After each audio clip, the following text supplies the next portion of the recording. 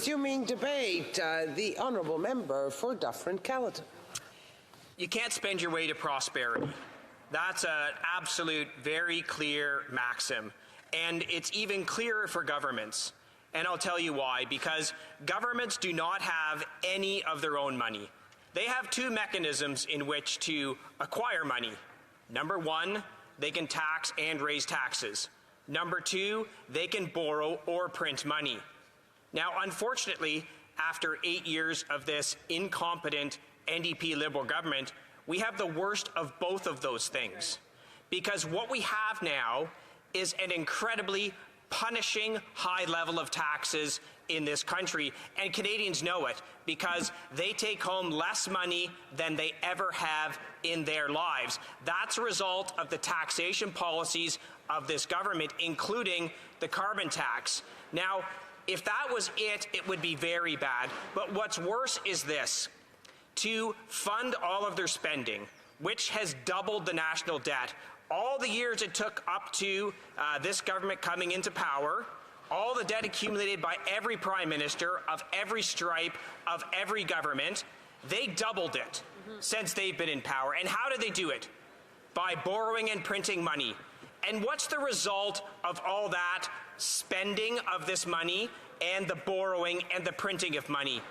We have had two of the worst years of rampant inflation this country has ever seen. And inflation is the insidious thing that takes away the prosperity of the middle class. And that's what this government has done. They are taxing them to death, and because of the printing of money and the overspending, we have had an inflationary crisis in this country that has driven the cost of living so high that most Canadians now cannot make ends meet. So we can't fix all of that today. What we can fix, though, is the carbon tax. And what we know about the carbon tax is this. Most Canadians get far less in these fake rebates than they do from the actual cost of the carbon tax. And I'm going to explain this so that Canadians can understand. This Liberal government will say 8 out of 10 Canadians are better. That is from a 2-year-old Parliamentary Budget Officer's report that did not take into account the effect of the carbon tax on the economy. It is a drag on the economy. It makes the economy less efficient, more expensive. Canadians lose jobs. It makes our exports more expensive, so we are able to export less. All of these things create a cost in the economy, and at the end of the day, you factor in those costs. So the Parliamentary Budget Officer put out a new report and came to committee a few weeks ago and said, these are the actual costs of the carbon tax. For example, in Ontario, the carbon tax cost is $1,674 for the average family. Now, when you take out their fake rebates, the average Ontario family is $627 worse off as a result of the carbon tax. Now, what these Liberals do is they stand up here every day. The Prime Minister is the worst offender of this, and he says 8 out of 10 Canadians will be better, when he knows there's a new report that says that is not the case. Right. What they do is they are effectively gaslighting Canadians with this.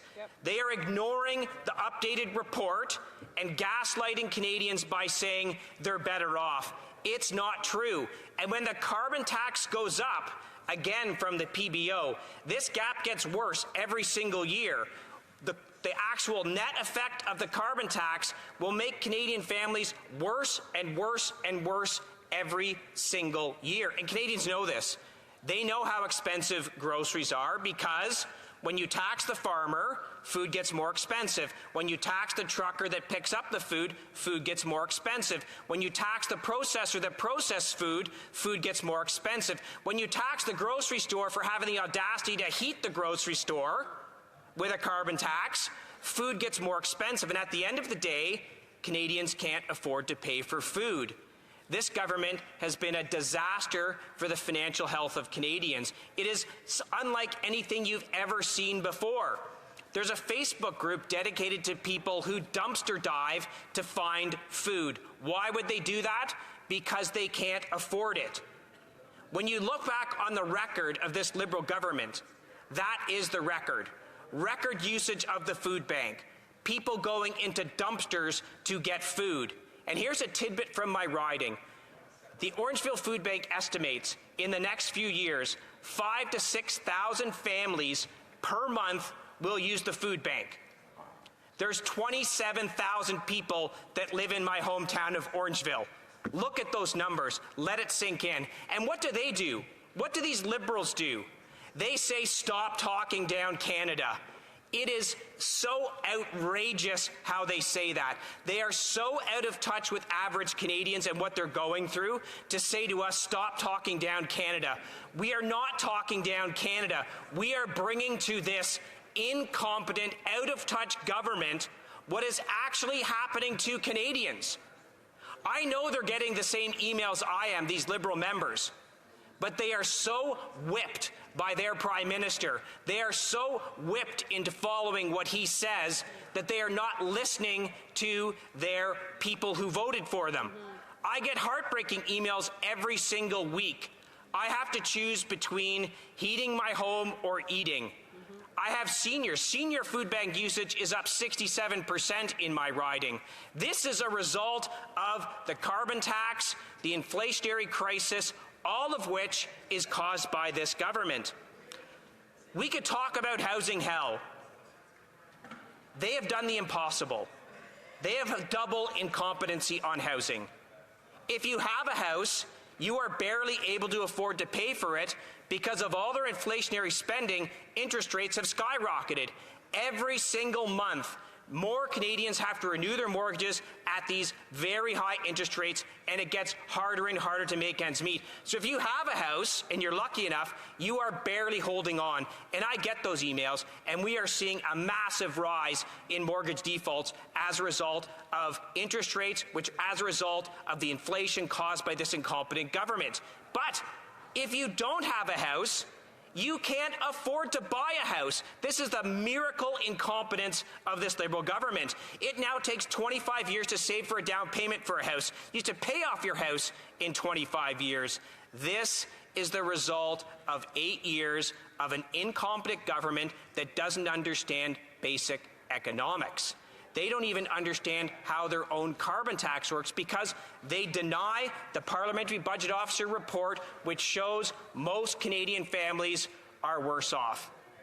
Now, the final thing we should talk about when we talk about the incompetence of this government is crime. Violent crime in this country is up 39%.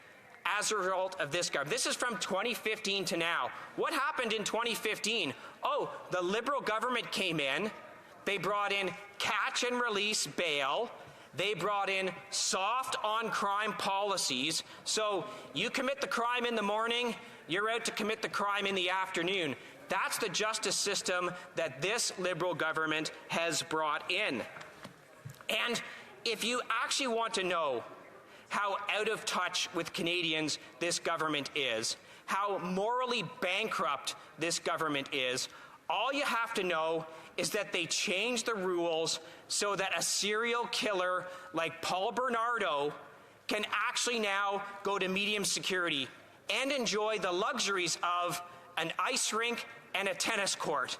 Like, let that sink in.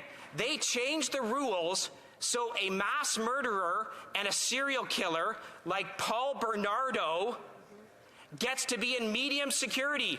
He can go and play tennis.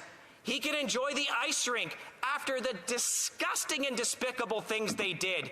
And what do you hear from these Liberal members? Are they outraged? Are they calling for changes? No, they don't. Why? Because I guess they think that's okay.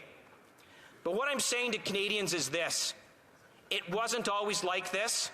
Canada wasn't always like this. It's a Liberal government that did all this to Canada. And that will change. There is hope on the horizon because a Conservative government will restore Canadians' faith in Canada. They will make lives better for Canadians. Right. There is hope coming, and today is the start of that hope. We have a non-confidence motion in this incompetent and corrupt Liberal government. I'll be voting yes. Conservatives will be voting yes. But I'll tell you this, they are going to prop up this incompetent Prime Minister and continue the misery for Canadians, and it's a disgrace. Hear, hear.